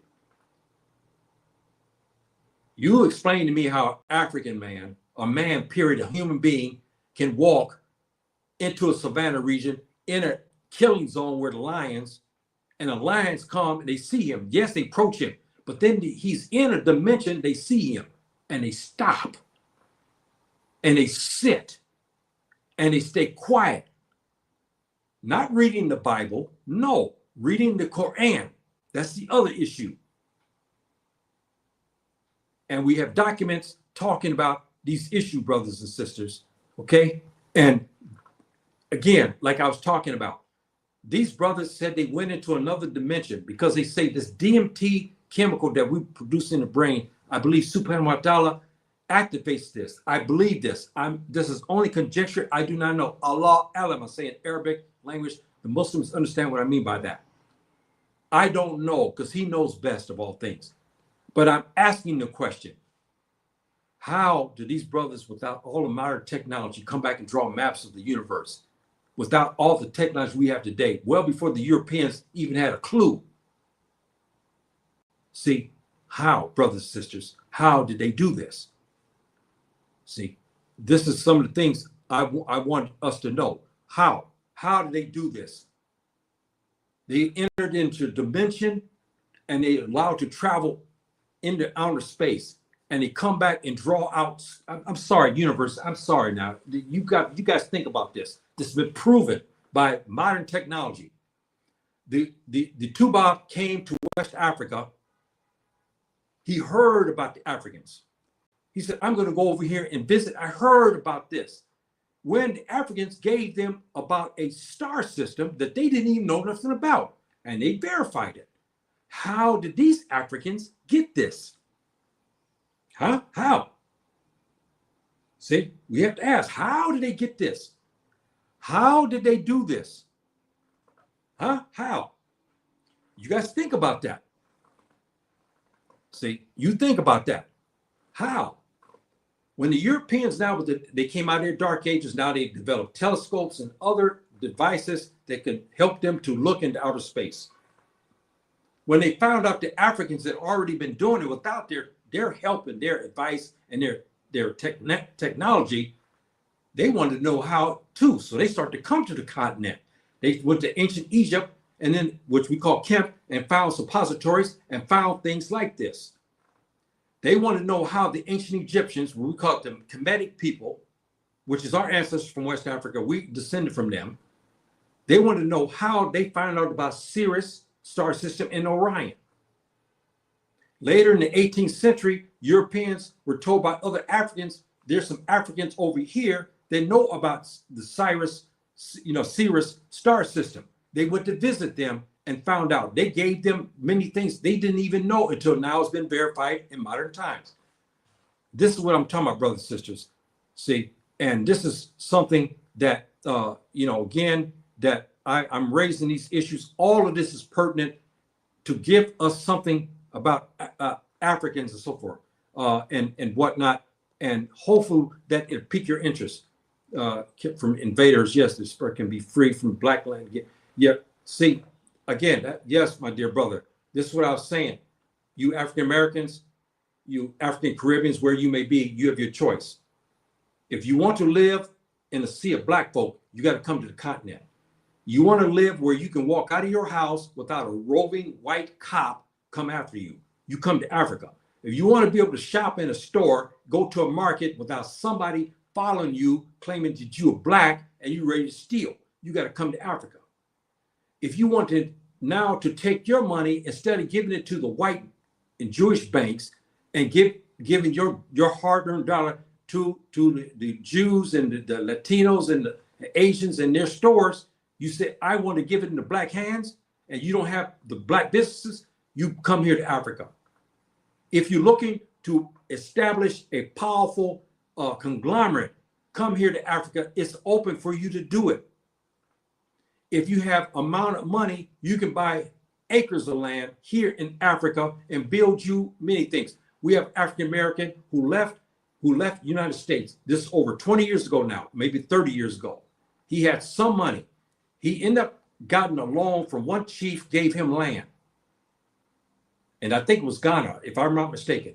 He took some Africans, took many different species of bananas. He had a small portion of land. He took these bananas and began to mix the species and made millions. He came over from United States with some money in his pocket, not much. An African chief saw him, loved him, and said, look, you're coming home to your ancestors, and I'm going to help you. I'm going to give you this land over here, free. You do what you want with it. He did. He put a house. He was not married at the time. And he developed this banana farm with some money in his hand. He ended up marrying a Ghanaian wife, because if you're African American, you're going to find you. I'm sorry. I must say this. I don't mean this to disrespect our sisters. That's not what I mean. But African American man, I'm telling you right now, you have no problems here.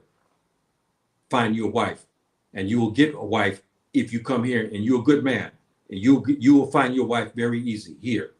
But I was trying to prove a point that you can do that. You can make a fortune here with little, and you have freedom to walk among the people who look like you. And you should honor that and think about that. With African passport, has American, you can come back here and yes, and passport, and you can stay in Africa. That's right. And how about the American passport? The American passport, in time, I believe in time, my dear brother, what's going to happen with this? Because of the racism and whatnot of the Americans, we know they do not want to see you with this type of clout where they can mess with you and then you can run to Africa and stay for a year. They don't want that. So they may come back after African Americans. Now you see articles where even Trump, as crazy as is, he's talking removing black people. I gave a class on this where our sister exposed this, where he wanted to send African Americans out. And he was going to start with the prison system because it's clever, because we have 13% of the population, but we make up 30% of the prison population, some astronomical amount. And he wanted to ship them out. And now he's talking about shipping out other Africans who arrived, who were not born in America, but were born in Africa and migrated. He wanted to ship them out now. This is what has been allegedly said. I haven't read all the article. I don't know if it's true or not, but I heard, I saw one African American talk about this. They don't want to see you have an African passport where they can mess with you in LA, and you can say, you and your wife can sit there and say, hey, honey, look, hey, sweetheart, hey, look, we got a house here that's worth $500,000. We sell it. You get that money, and do you agree with me? Yes, I agree with you. And you and your wife and your small children take your money that you just sold for your house, $500,000, and you come here to Africa with that. Look at your children after 6 months. When you ask them, are you ready to go back to LA? They'll laugh, because they will find friendships meaningful friendships, as you heard all kids who are interviewed tell this. They never hesitate. When they ask them a question, how you, oh, we love it with it. And they speak, they pick, because they're little kids, they pick up the local languages. They have their friends. They don't want to leave their friends. Even though they had friends back in the United States, yes, they love them, they miss their friends. But when you ask them the question, do you want to return? No. I mean, you know how little kids are. They're so blatantly honest. No. Do you want to go back to live? No. Do you want to visit? Some say, I may want to visit, but do you want to stay here? No, I want to stay here. This is what happens when you come here as an African. You want to come and live among the Africans. There's something that happened to you. We know this, but it's not for everybody. We understand that. See, so you guys look at these issues today, and I'm getting close here, and I thank those who showed up in the chat today. I really appreciate that. And if you guys like my talk, please subscribe. And you know, my talks are unorthodox. I give you something. I'm your elder. I'm going to give you something that you're not going to hear about a lot. And I'll give you what I have and my thoughts and conjecture. And so far, I'm give you thought-provoking things for you to think about and for you to, you know, to ponder and so forth and so on. And then you take it and run with it, because you should that. You should start to explore options, because everybody in the United States has an option to go somewhere except you. You got to change that. And I'm proposing that African Americans, you have representatives. This is a whole, the African Americans talk about this. You get prominent African Americans involved, all the way from prominent to less than prominent people. We vote on bringing a delegation of African Americans, African Caribbeans, African South Americans, and Central Americans. We have a unison, a delegation. We show up on the doorsteps of the AU at a conference, and we go after them with respect. They will pass that African passport. It's already been passed with the Africans. It's just that the Europeans told them no. But this situation here will be different. They're already fighting credibility. They can't turn down the African Americans and African Caribbeans and African South Americans if you come, because they want us to come over to spend money here to improve the economy. Like our dear sister showed the statistic, 1.9 billion. That's a lot of money. You think about, say, 2,000, 3,000, maybe 10,000 African Americans come. How much money would they generate? How many billions would they generate just for 1 year for traveling here? Man. And you have an African passport where you can come here anytime you want and stay as long as you want. Oh, man. You guys think about that. Don't you think we should have that freedom? Huh? You guys think that? Don't you think that we deserve that this is time now for us to have this type of freedom? See, and we have to go back to our brother here who says, again, we kind of went off topic, excuse me, forgive me for that, but I think this is pertinent for us to think about. But our dear brother, Frederick Douglass, made it a point. He put you in your place, African American. When you're jumping up and down in 4th of July, eating barbecue, smiling, laughing, jiving, and so forth and so on. But he tells you something about this 4th of July.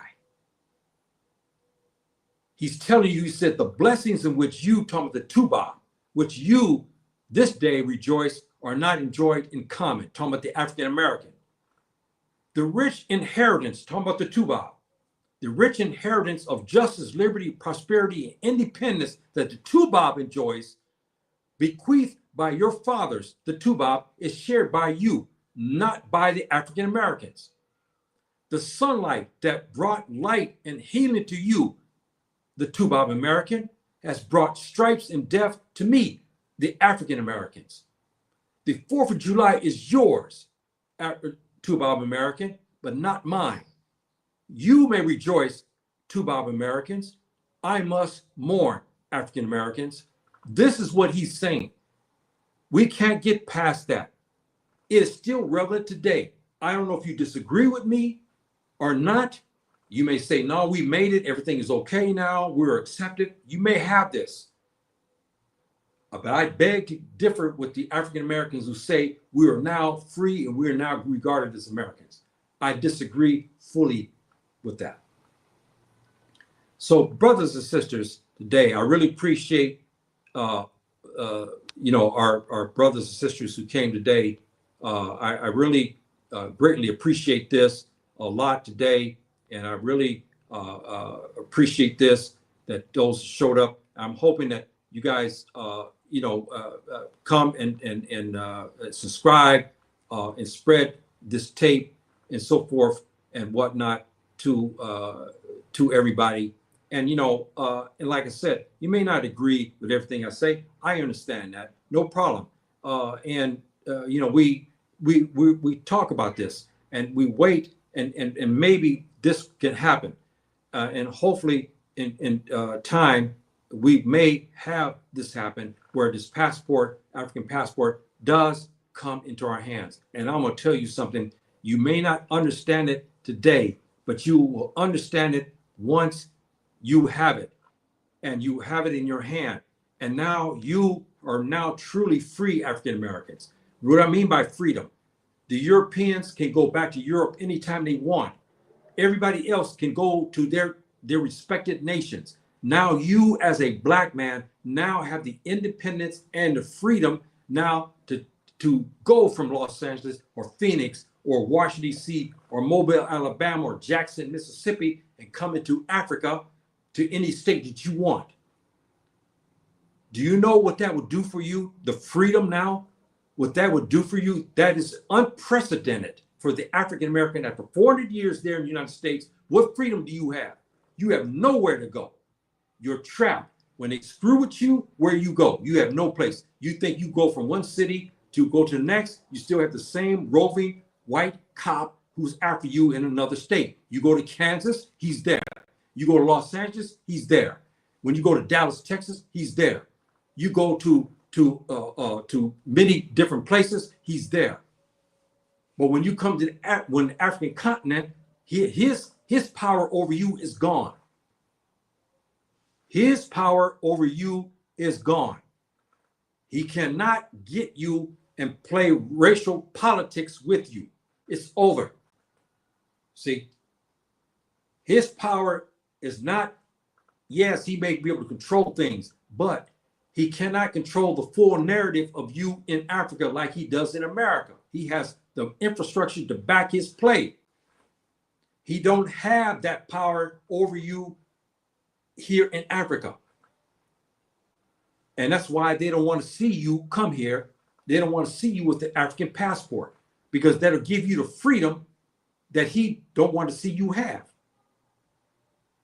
And they're not going to like it. They don't want to see the LA Times or the New York Post or the New York Times or the Washington Post and all these other big newspaper articles start putting out mass exodus of African Americans into West Africa, say for instance.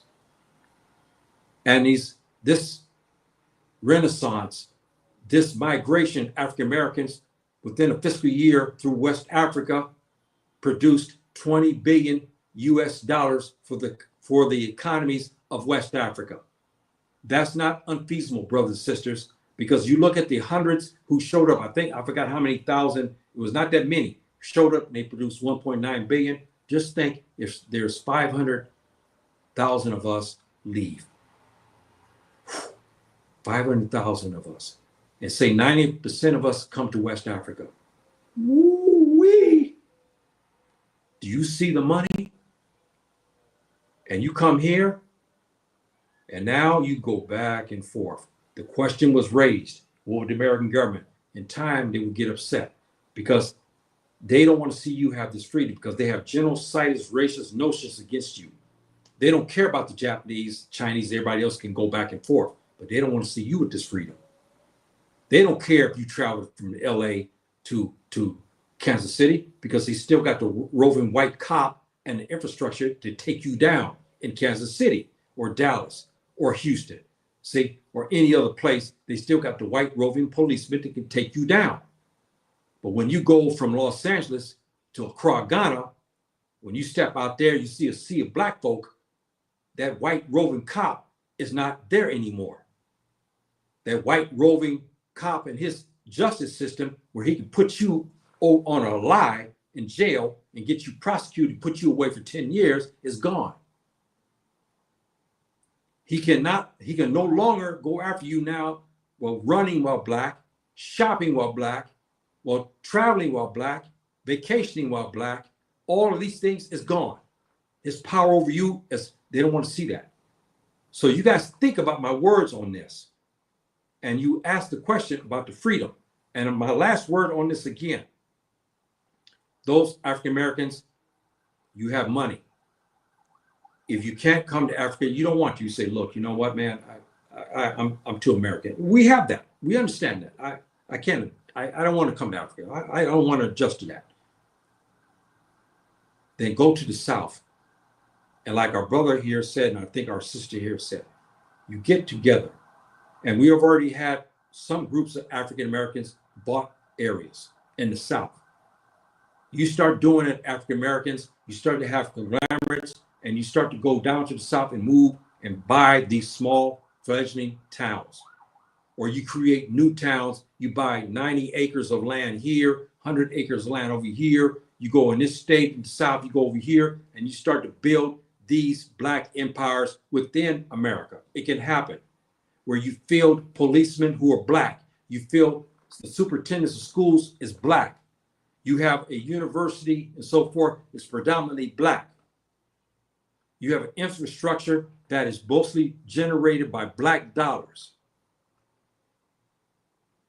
When you go out of your house to shop, you have tailors of clothes who know you because they're African American.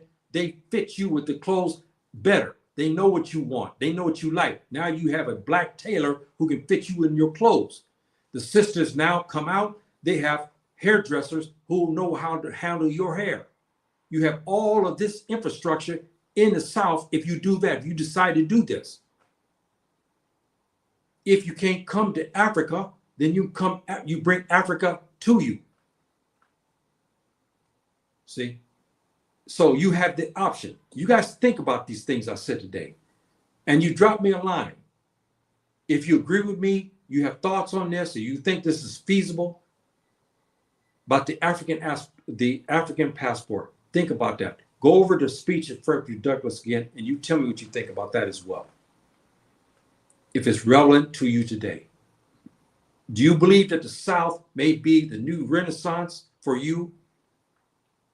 Move away from the North and the South and start coming into your own communities, where your own communities, they're chocolate cities. If you can't do it anywhere else, go to the South and build chocolate cities there.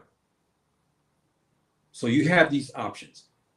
But for right now, I want to see an African passport in the hands of most of all Black Americans. What you do with it is your decision, man. You may wait a year, 2 years to go there to visit, and you may end up liking it. You may end up going there to stay. But at least you have the option. Right now, none of us have the option in America to do nothing. You have no option. The Mexicans do, the Japanese do, the Jews do, the Latinos do, the Asians have options. You as African American, you have no options. Yeah, you can go you go to Los Angeles to Kansas City, you can go to Alabama, you can go to Georgia and Arkansas, but you can't leave. But now with an African passport, you go back and forth as you please. That's freedom that you have never understood. And that's freedom that you deserve. That's freedom that you should have, because the reparations from Africa should give you that African passport. That's why I want to see a delegation come here on this continent, approach the African Union with respect and say, look, it's time. Give us our citizenship back. I think they will.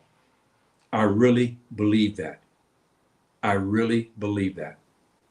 So brothers and sisters, thank you for showing up, those who showed up in the chat and those who are now looking at this program, and those, if you please pass this and please review my tape today and spread it to others and whatnot. If you find any difficulties, brothers and sisters, because I've made some complaints, I found some complaints about, I had some of our people tell me they had to show preempted.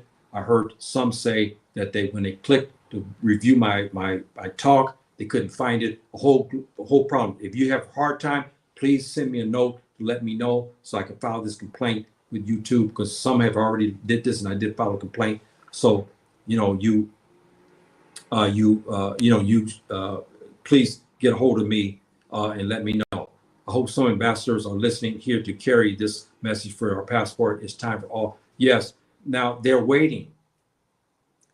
They're waiting. They know it's going to come. They know one of these days they're going to open up a session in the AU and they're going to have African Americans in front of them. They know that. They're waiting for it. See, but the African Americans have not yet quite got the power yet. They have the power, but they don't know what they are yet. They don't know what they want. And so they can't come. But in the back of their minds, this is why some of the young African leaders now are reaching out to African Americans to bring them to the continent. And they believe this is going to happen. Burkina Faso has already worked out a program to start to have African Americans come there. And they're given citizenship. The new president, Traore, he's made some concessions about African Americans and so forth and so on. It's starting to happen, brothers and sisters. But you got to do your part in the United States. You got to ask yourself, what do I want to do? Do I want to keep clinging on to America to be an American, which they will never give you that title, you by default, but you're never American to them. And you be African American all you want. Or do you want to be an African? You come to the continent and live around black folk who look like you. You want to go to schools and have your children go where their teachers are black and their classmates are black. No more racial discrimination. You walk out your house and go through Accra, Ghana, you see black policemen, not the white roving police cop looking at you to ask you, why in the hell are you in this area? Okay, that's gone. You come here, that's finished. That's finished. See, that's the freedom we're talking about. With that African passport in our hand, this will give us that freedom. So you guys think about that, brothers and sisters. Drop me a line and think about what you think about this. Please ponder your elders' words on this. And I got to get ready to go here because I'm very close here to my prayer time here in Morocco for the first evening prayer. I'm very close to that. So please, if you guys have something, okay, let me see. Did I get this here? Let me see. Okay, yes, life is, yes, depending on the person. That's right. Our dear brother, good point here, brother. That's right. Africa is not for everybody. I know that. I said this. Africa is not for everybody. But you that can't make it, go to the South, carve out the South, and make it your own. The South needs that, and it's the climate for you. It's better for you in the South. Ancestors were there in the South. You go back to the South, carve it out, and call it your own. And it can be done. With the money that we have, you go there, you can do it. Some African Americans have already started. You go and follow their lead and go to the South if you can't come into Africa. The other ones who want to come to Africa because your ancestors begin to call you, you come here. It's waiting on you as well. So you guys think about that, and and you go from there. So I must go. Thank you, my dear brothers and sisters, for showing up today. Well, salam to you all, and anjarama to my Fulbe community. And I'm hoping that you guys stay safe in the West. Please stay safe there. Ponder your brother's words and whatnot. Please ponder those words. And until the next time, and please subscribe. Assalamu alaikum. Rahmatullahi wabarakatuh.